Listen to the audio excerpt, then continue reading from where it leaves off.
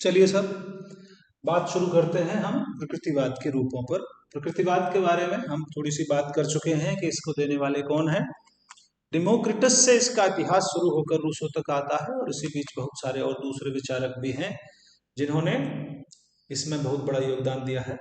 विशेष रूप से ऐसे वैज्ञानिक जो जीव विज्ञानी हैं, डार्विन और लेमार्क ने कालजयी काम किया जीव विज्ञान में, तो उनसे बहुत बड़े प्रभावित हैं रूसो। ठीक है, तो रूसो ने अपने दार्शनिक सिद्धांतों का आधार जो बनाया है वो जीव विज्ञान के उन्हीं नियमों को बताया है जो डार्विन ने अपने सिद्धांत में दिया है, लेमार्क ने अपने सिद्धांत में दिया है। इसके साथ ही साथ हमने इसकी कुछ परिभाषाओं के बारे में भी अध्ययन किया था कि ये विचारधारा क्या है। तो कुछ विचारक तो इसको आदर्शवाद के विरोध के रूप में परिभाषित करते हैं, कुछ वैज्ञानिक परिभाषाओं के रूप में परिभाषित करते हैं और कुछ प्राकृतिक नियमों की सत्ता के रूप में इसको परिभाषित करते हैं। आज जिस मुद्दे पर हम लोग चर्चा करने वाले हैं वो है प्रकृतिवाद के रूप या प्रकार। कितने तरीके की दार्शनिक विचारधारा है। हर विचारधारा जो बहुत लंबे समय से चली आ रही है, उस विचारधारा का विकास जो है अलग अलग विद्वानों के प्रभाव से अलग अलग रूपों में हुआ है। तो इसके भी कई सारे रूप हैं और हर रूप को हम देखेंगे कि कौन सा किसने दिया है और उसकी विशेषताएं क्या क्या है। मुख्य रूप से थोड़ा ब्रीफ में ही बात करेंगे इसकी हम। ठीक है, तो पहला जो इसका प्रकार माना जाता है प्रकृतिवाद का वो है परमाणुवादी प्रकृतिवाद। परमाणुवादी प्रकृतिवाद एटम की सत्ता पर सबसे ज्यादा बल देता है। ठीक है, परमाणुवादी प्रकृतिवाद क्या कहता है कि इस जगत का निर्माण छोटे छोटे परमाणुओं से हुआ है और मानव का निर्माण भी छोटे छोटे परमाणुओं से हुआ है। अब आपको याद आ रहा होगा पिछले वीडियो का कि ये किसने दिया होगा, डेमोक्रिटस। डेमोक्रिटस काफी पुराने विचारक हैं, डेमोक्रिटस उन्होंने इसको दिया है। तो खैर डेमोक्रिटस की विचारधारा जो है परमाणुवादी प्रकृतिवाद मानी जाती है कि संसार में जो कुछ भी है जैसा भी है वो सब छोटे छोटे परमाणुओं के संयोजन से बना है। ठीक है, जब परमाणु मिल जाते हैं तो चीजें बन जाती हैं, जब परमाणु बिखर जाते हैं तो चीजें खत्म हो जाती हैं। अच्छा, इनका मेल क्यों होता है उसके बारे में भी थोड़ी सी वो बात करते हैं। वो कहते हैं कि इनका मेल जो है समय और गति के कारण हुआ है। दो चीजें होती हैं इसमें, कौन कौन सी, समय और गति, स्पीड और टाइम। इसकी वजह से ये आपस में मिल जाते हैं और चीजें पैदा हो जाती हैं। ये बिखर जाते हैं, चीजें खत्म। ये बात परमाणुवादी प्रकृतिवाद कहता है, जो सबसे प्राचीनतम और पहली विचारधारा मानी जाती है प्रकृतिवाद। दूसरी जो विचारधारा है इसकी, उसको कहा जाता है भौतिक विज्ञानवादी या वैज्ञानिक प्रकृतिवाद। वैज्ञानिक या इसको कहते हैं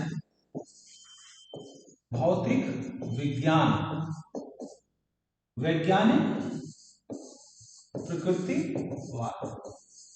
वैज्ञानिक प्रकृतिवाद, वैज्ञानिक प्रकृतिवाद जो है वो 20वीं शताब्दी के शुरुआती वर्षों में ये प्रकाश में आया। आप लोगों ने बहुत सारे भौतिक विदों के नाम सुन रखे होंगे, जिनमें से थॉमसन, रदरफोर्ड और चैडविक का नाम जरूर सुना हो। थॉमसन, रदरफोर्ड और चैडविक, ये ऐसे विद्वान हैं जिन्होंने कि परमाणु की खोज पर बहुत ही महत्वपूर्ण योगदान दिया है। ठीक है, इलेक्ट्रॉन, प्रोटॉन, न्यूट्रॉन, एटम, इनके बारे में जो स्टडीज की, इसमें इन विद्वानों का नाम बहुत महत्वपूर्ण है। और ये कहते हैं, ये जो विचारधारा है प्रकृतिवाद की वो ये कहती है, इनको कहा गया है शक्ति कण। शक्ति कण, छोटे कण, चार्ज पार्टिकल्स कहा जाता है इनको, कि इस समूचे सृष्टि का निर्माण इन्हीं चार्ज पार्टिकल या शक्ति कणों के मिलने के कारण होता है। और शक्ति कण कौन कौन से हैं, इलेक्ट्रॉन,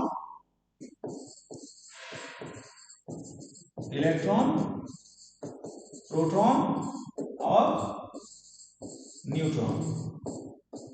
ठीक है, प्रोटॉन और न्यूट्रॉन, इनको शक्ति कण कहा गया है।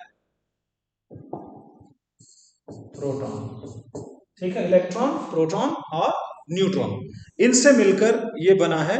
और ये विचारधारा शक्तिवाद के रूप में भी जानी जाती है। इस नाम से जानते हैं इसको, शक्तिवाद। क्योंकि शक्ति कणों से मिलकर जगत की रचना हुई है। बिल्कुल एकदम विज्ञान की बात कर दी इस यहाँ पर। ठीक है, जो फिजिक्स मानती है कि सृष्टि की रचना कैसे हुई है, वैसे ही ये प्रकृतिवाद की विचारधारा भी मानती है। ठीक, थोड़ा सा और आगे चलते हैं।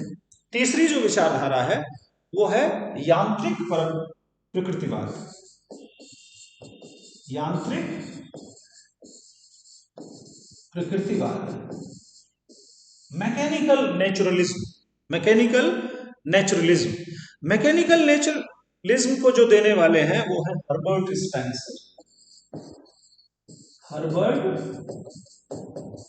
स्पेंसर, हर्बर्ट स्पेंसर साहब का ये कहना है कि ये समूचा जगत, ये समूचा ब्रह्मांड एक यंत्र है, एक यंत्र की तरह ये काम करता है, ये विचारधारा है। ठीक है, एक और विचारक है ज्योग्राफी में, उनका बहुत बड़ा नाम आता है, वो है लाप्लास।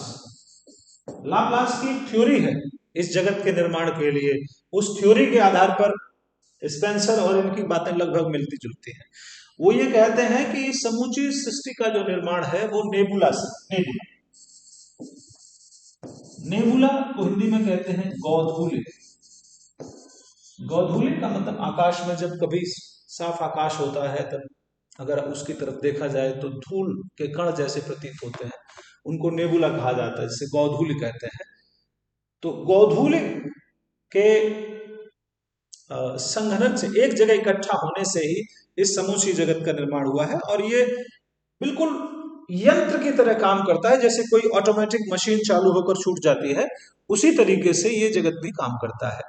ठीक है, और इंसान भी एक यंत्र है, ये यांत्रिक विचारधारा ये मानती है। इंसान क्या है? इंसान भी एक यंत्र है, मानव भी यंत्र है, ये विचारधारा ये मानती है। यांत्रिक है तो फिर हर चीज ही यांत्रिक है। ठीक, परमाणुवादी, वैज्ञानिक और यांत्रिक। अब थोड़ा और आगे बढ़ते हैं। चौथी जो विचारधारा है प्रकृतिवाद की वो है जैविक। जैविक प्रकृतिवाद, जैविक प्रकृतिवाद जैसा कि नाम, जीव विज्ञान में दो नाम बड़े महत्व के साथ लिए जाते हैं, चार्ल्स डार्विन और लेमार्क। ठीक है, श्रेष्ठतम की उत्तरजीविता, सर्वाइवल ऑफ द फिटेस्ट इन्होंने दिया, जो सिद्धांत है जैविक प्रकृतिवादी। ठीक है, एक बात तो ये कहते हैं कि भाई जो प्रकृति के साथ संघर्ष करेगा वो जीवित रहेगा, जो समायोजन करेगा वो जीवित रहेगा, जो अपने आप को वातावरण के अनुसार ढाल लेगा उसकी जीविता रहती है, वो आगे के लिए चलता है। दूसरा ये कहते हैं कि पूर्वजों से अर्जित हुए जो गुण हैं, एक पीढ़ी जिन गुणों को अर्जित करती है वो दूसरे गुणों में ट्रांसफर हो जाते हैं, और इस तरीके से क्रमिक रूप से मानव का विकास चलता रहता है। ठीक है, तो जितने भी जीव विज्ञान के नियम हैं वो सारे नियम जैविक प्रकृतिवाद के अंतर्गत शामिल हो जाते हैं। एक विद्वान का नाम मैं यहाँ जिक्र करना बहुत जरूरी समझ रहा हूँ, और वो विद्वान है एल.के. ऑड।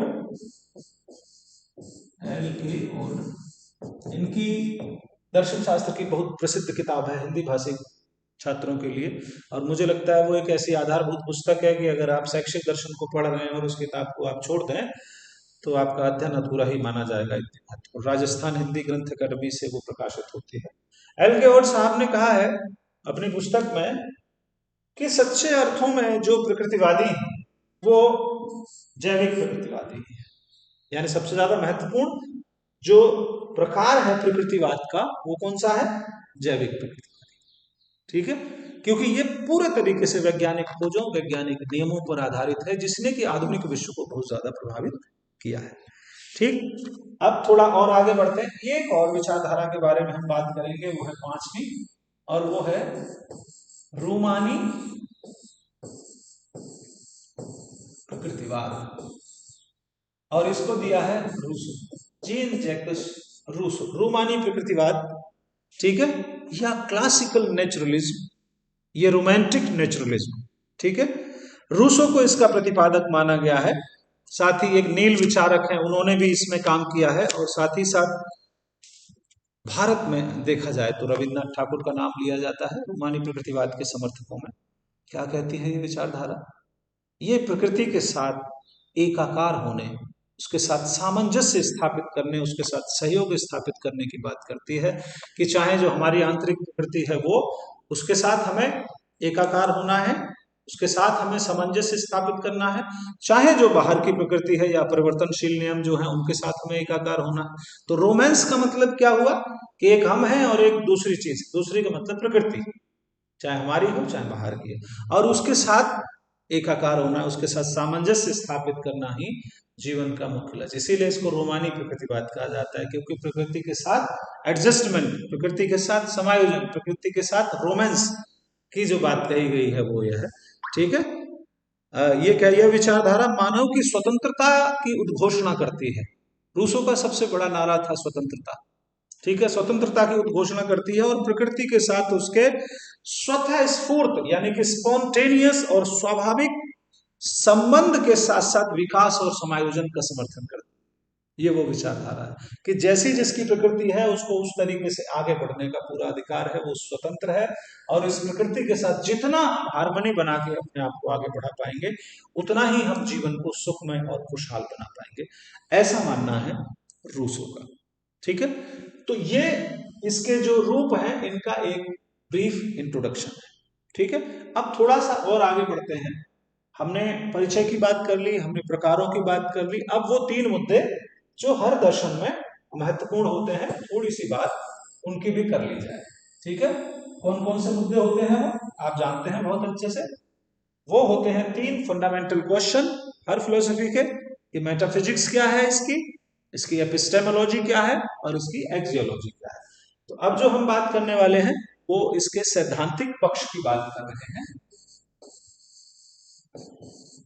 सैद्धांतिक पक्ष, और सैद्धांतिक पक्ष में 3 मुख्य सवाल उठते हैं। मेटाफिजिक्स,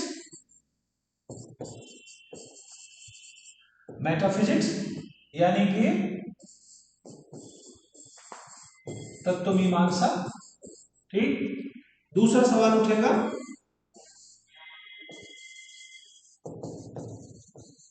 एपिस्टेमोलॉजी, यानी कि ज्ञान मीमांसा,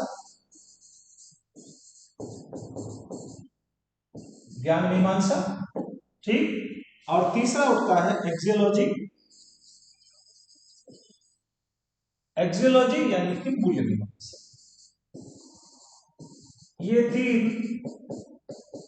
मुख्य मुद्दे होते हैं किसी भी दर्शन के सैद्धांतिक पक्ष को जानने के लिए। तो थोड़ी थोड़ी बातें इनके बारे में हम कर लेते हैं।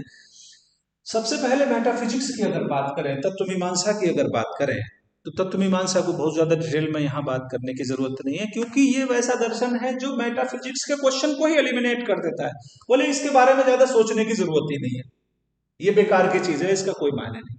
ठीक है, बहुत ज्यादा सोचना नहीं है, और अगर ज्यादा ज्यादा सोच भी रहे हैं तो वो एक ही चीज कह देता है, प्रकृति।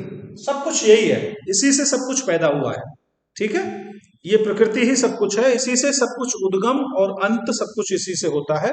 आत्मा, परमात्मा, ईश्वर, मन, चेतना, इनके बारे में ज्यादा सोचने की आवश्यकता इंसान को नहीं होती है। ये सब छोड़ देना चाहिए, ये सब बेकार की चीजें हैं। जो कुछ भी है वो सब प्रकृति है।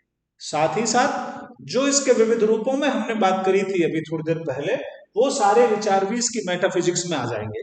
जैसे रदरफोर्ड और चैडविक का जो शक्तिवाद है, जिसमें इलेक्ट्रॉन, प्रोटॉन और न्यूट्रॉन की बात कही जाती है, वो भी इसमें शामिल हो जाएगा। जैसे डिमोक्रिटस के परमाणु, वो भी इसमें शामिल हो जाएंगे। जैसे डार्विन और लेमार्क की जो बात है वो भी इसमें शामिल हो जाएगी। इसमें नेबुला भी आ जाएगा, लाप्लास और हर्बर्ट स्पेंसर का। तो सारा जितने भी प्रकारों में जो भी दार्शनिक विचारधारा दी गई है और जो मेटाफिजिक्स की बात करते हैं, वो सब इसमें शामिल हो जाएंगे। अब जो दूसरी बात करेंगे हम, वो करेंगे एपिस्टेमोलॉजी पर, यानी कि इसकी ज्ञान मीमांसा क्या है। ये बड़ी महत्वपूर्ण है, ज्ञान मीमांसा। आपने जॉन लॉक का एक कथन सुना होगा, बड़ा प्रसिद्ध।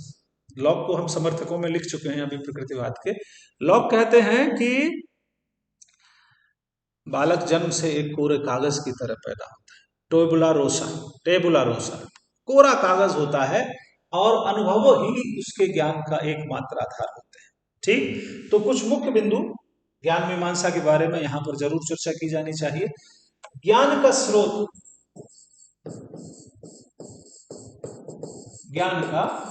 क्या है? तो प्रकृतिवादी कहते हैं इंद्रियां।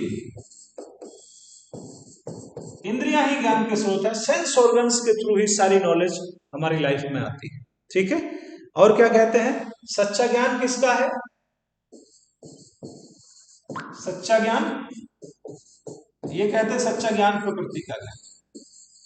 आपने प्रकृति को जान लिया तो सब जान लिया, यही अंतिम सत्ता है, यही अंतिम ज्ञान। ठीक है, और क्या कहते हैं, और ये कहते हैं अनुभववाद पर बहुत फोकस इन्होंने किया है। ठीक है, अनुभववाद, ये कहते हैं कि ज्ञान का जो निर्माण है वो अनुभव से होता है। अनुभव से ज्ञान का निर्माण होता है, और केवल अनुभव तक ही नहीं रुक जाते हैं ये। ठीक, अनुभव तो पहली सीढ़ी है, फिर तीन प्रमुख विचारधाराएं जो ज्ञान प्राप्ति के संदर्भ में प्रचलित हैं, ये तीनों का संयोजन करते हैं। कैसे करते हैं, देखिए साहब, तीन प्रमुख विचारधाराएं हैं, वो इस तरीके से समायोजन करते हैं कि अनुभववादी, विवेकवादी और आलोचनावादी। अनुभववाद, विवेकवाद और आलोचनावाद। क्या क्या मतलब है, थोड़ा पहले मतलब समझते हैं, फिर देखते हैं कि किस प्रकार से प्रकृतिवाद इन तीनों ज्ञान प्राप्ति के जो तरीके हैं इनको आपस में सिंथेसाइज करता है। अनुभववाद ये कहता है कि ज्ञान सूचना के रूप में बाहर से हमारे अंदर आता है, इंद्रियों के माध्यम से हम ज्ञान को ग्रहण करते हैं। ठीक, विवेकवाद ये कहता है कि नहीं, बाहर से नहीं आता है, बल्कि वो अंदर से पैदा होता है, अंदर से रिफ्लेक्ट होता है, और उस अंदर से पैदा होने वाले ज्ञान के थ्रू ही हम बाहर की चीजों का साक्षात्कार कर पाते हैं। जैसे मैं जानता हूं कि ये कुर्सी है, इसलिए मैं इसे देख के पहचान सकता हूं कि ये कुर्सी है। ये ज्ञान अंदर से आया, बाहर से नहीं आया, बाहर से केवल सूचना जा रही है। ठीक, फिर तीसरी ये एक और आलोचनावादी विचारधारा ये मानती है कि भाई इन दोनों का कॉम्बिनेशन जरूरी है, बाहर से सूचनाएं भी जरूरी है और अंतर का ज्ञान है उसकी अंतः क्रिया भी जरूरी है। यानी कि सूचना मिली और पीछे वाला ज्ञान जो अंदर दिमाग में पड़ा हुआ है उसके साथ इंटरेक्शन हुआ, और उसके बाद जो प्रस्फुटित हुआ वो आलोचनात्मक ज्ञान है। ठीक, तो ना तो बाहर से आ रहा है ना अंदर से आ रहा है, बल्कि ज्ञान का नित्य सृजन किया जा रहा है बाह्य पर्यावरण के आधार पर, वातावरण से मिलने वाली सूचनाओं के आधार पर और प्रीवियस नॉलेज के आधार पर। ठीक है, तो ये इस तरीके से इसका समायोजन कर देते हैं। और एक बहुत ही अच्छा कथन है, ठीक है, बेकन, बेकन महोदय का एक कथन है, मैं यहां उसका जरूर जिक्र करना चाहूंगा। बेकन प्रकृतिवाद की जो मूल ज्ञान मीमांसा है उस पर ये बिल्कुल सटीक बैठता है कि किस प्रकार से मानव अपने ज्ञान का सृजन करता है। बालक अध्ययन के दौरान अपने ज्ञान का सृजन करते हैं, तो जरा उसको सुन लीजिए। वो इस तरीके से है, कहते हैं कि अनुभववादी चींटी के सदृश बाहर से अपने लिए ज्ञान सामग्री को इकट्ठा करते हैं। अनुभववादी बाहर से चींटी की तरह ये लोग अपने लिए ज्ञान को इकट्ठा करते हैं, एक एक छोटे छोटे कणों को उठा के लाते हैं और इकट्ठा करते रहते हैं। ठीक, विवेकवादी मकड़ी की तरह अपने अंदर से ही ज्ञान को पैदा करते हैं। ठीक है, अनुभववादी तो चींटियों की तरह बाहर से अंदर ज्ञान को ला रहे हैं, और विवेकवादी मकड़ी की तरह अपने अंदर से ही ज्ञान को पैदा करते हैं। परंतु आलोचनावादी क्या करते हैं, आलोचनावादी बाहर के पुष्पों से यानी कि फूलों से रसों को इकट्ठा करके व्यक्तिगत क्रिया द्वारा उसको मधु के रूप में परिवर्तित कर देते हैं, यानी ज्ञान के रूप में परिवर्तित कर देते हैं। यानी कि बाहर से सूचनाओं को ले रहे हैं और अंदर के ज्ञान के साथ उसका इंटरेक्शन करके नई चीज का जो सृजन हो रहा है वही ज्ञान है। ये प्रकृतिवाद की एपिस्टेमोलॉजी है, बहुत बढ़िया। इसीलिए सबसे बढ़िया जो कंट्रीब्यूशन माना जाता है प्रकृतिवाद का शिक्षा के क्षेत्र में, वो माना जाता है ज्ञान शास्त्र के क्षेत्र में। कैसे बालक को पढ़ना चाहिए, बालक ह्यूरिस्टिक मेथड, इसी तरह ज्ञान का सृजन किया जाना चाहिए। ज्ञान ना बाहर से आ रहा है ना भीतर से आ रहा है, बल्कि ज्ञान का सृजन किया जा रहा है। ठीक वैसे ही जैसे जीन पियाजे की थ्योरी की जब हम बात करेंगे तब देखेंगे कि बच्चे किस प्रकार से लिटिल साइंटिस्ट के तौर पर ज्ञान का सृजन कर रहे हैं। तो देखा जाए तो जीन पियाजे की पूरी थ्योरी इस अनुभववाद, विवेकवाद और आलोचनावाद का जो कॉम्बिनेशन है इसी पर बेस करती है। खैर वो हम मनोविज्ञान में बात करें। ठीक है, अब तीसरे हिस्से की जरा बात करते हैं इसकी, और वो है एक्सियोलॉजी, थोड़ा सा बड़ा होगा इसीलिए हम इसको यहीं लिख लेते हैं, ठीक है। मूल्य मीमांसा, मूल्य मीमांसा क्या है, क्या कहता है प्रकृतिवाद, जीवन में हमें क्या करना चाहिए। तो साहब जैसा मैंने बहुत शुरुआत में बताया था कि वो समय था जब समाज में कुरीतियां, आडंबर, अंधविश्वास, ढोंग, जिस समाज में वो रूसो पला बढ़ा था उस समाज में ये बहुत ज्यादा प्रचलित थे। तो अगर ऐसी चीजें जिस समाज में होंगी तो उस समाज का जो विचारक होगा उसके दिमाग में स्वाभाविक रूप से समाज के प्रति तिरस्कार, समाज के प्रति घृणा का भाव पैदा होगा। और जब ऐसी बात पैदा होगी तो वो फिर कहीं दूसरी तरफ इशारा करेगा, ठीक है। और वही इशारा किया है रूसो ने अपनी बात में। वो अपनी पूरी मूल मीमांसा को, सारे जीवन आदर्शों को, व्यवहार करने के जितने भी प्रतिमान उन्होंने स्थापित किए उनको एक लाइन में स्थापित करते हुए कह देते हैं, बैक टू नेचर, प्रकृति की ओर लौटो, प्रकृति की ओर लौटो, बैक टू नेचर। जैसे बैक टू वेदास दयानंद कहते हैं उसी तरीके से रूसो ने भी कह दिया कि प्रकृति की ओर लौटो। हमें क्या करना चाहिए, प्रकृति के अनुसार चीजों को करना चाहिए, ठीक है। फिर आगे कहते हैं, वो केवल इतना ही कह के नहीं छूट जाते हैं, फिर आगे कहते हैं, रूसो के कथन है ये सारे, मैं इनको बोल रहा हूं, ये परीक्षाओं में भी कई बार पूछ लिए जाते हैं, ठीक है। एक और फेमस, बहुत विश्व प्रसिद्ध जो उनका कथन है, और ये वो कथन है जिससे सोशल कॉन्ट्रैक्ट शुरू होता है। सोशल कॉन्ट्रैक्ट की पहली लाइन जो उनका प्रसिद्ध, विश्व प्रसिद्ध ग्रंथ है, वो कहते हैं कि मनुष्य स्वतंत्र पैदा होता है पर सर्वत्र बंधनों में जकड़ा हुआ। अब ये बंधन कौन से हैं, ये बंधन है समाज के, ये बंधन है पूर्वाग्रहों के, ये बंधन है हमारे दिमाग में भरे हुए उस कूड़े कचरे के जो समाज हमारे मन में भर देता है। उन बंधनों में पैदा होता है मनुष्य, सामाजिक नियमों में बन जाता है वो जैसे ही पैदा होता है। तो स्वतंत्रता की उद्घोषणा करते हैं रूसो अपने जो रोमांटिक नेचुरलिज्म की जो बात अब हमने कही थी कि वो व्यक्तिगत स्वतंत्रता पर सबसे ज्यादा बल देते हैं। तो क्या कहते हैं, एक तो रूसो कहते हैं कि प्रकृति की ओर लौटो, दूसरी बात उन्होंने कही क्यों लौटे प्रकृति की तरफ, क्योंकि मनुष्य स्वतंत्र पैदा हुआ है परंतु सर्वत्र बंधनों में जकड़ा हुआ। क्योंकि मनुष्य बंधनों में जकड़ा हुआ है इसलिए उसे प्रकृति की ओर लौटना ही होगा, उसे अपनी स्वतंत्रता को पाना ही होगा, ठीक है। एक बात ये कही। एक और तीसरा कथन बहुत अच्छा है, बहुत परीक्षाओं में बहुत बार पूछ लिया जाता है, उसके बारे में भी चर्चा करेंगे। और वो ये कहते हैं कि अपने आचरण को सर्वथा बदल डालो, सब कुछ बदल दो, प्रकृति के अनुकूल आचरण ही सही आचरण होता है और वही सर्वश्रेष्ठ है, ठीक है।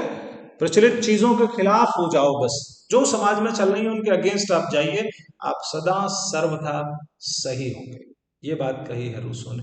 तो आचार मीमांसा क्या किस बात पर फोकस करती है, कुछ मूल्य हैं जैसे स्वतंत्रता,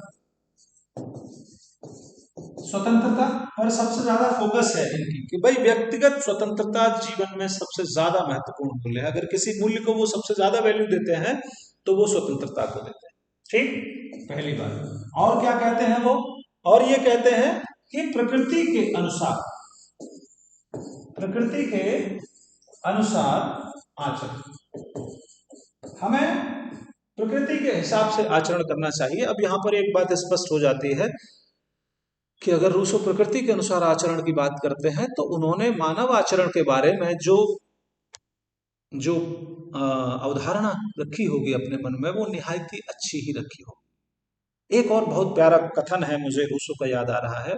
रूसो कहते हैं कि ईश्वर हर चीज को बहुत अच्छा बनाता है, ईश्वर के जगत से जो चीज भी आती है वो अपने शुद्धतम रूप में आती है, अच्छे रूप में आती है, पर जैसे ही वो मानव के संपर्क में आती है वो दूषित और विकृत हो जाती है, ठीक है। तो इसका मतलब यह है कि मानव प्रकृति के बारे में जो रूसो की अवधारणा है वो ये बताती है कि मानव स्वभावतः, मानव स्वभावतः अच्छा प्राणी है, ये रूसो मानकर चलते हैं। तभी वो इस बात को कहते हैं कि प्रकृति की ओर लौटो, स्वाभाविक व्यवहार करो समाज में, बनावटी नहीं, आडंबर नहीं, झूठ नहीं, वो सब नहीं, स्वतंत्रता के साथ अपनी प्रकृति के अनुसार आचरण करना ही प्रकृतिवाद के अनुसार सबसे बड़ा मूल्य है।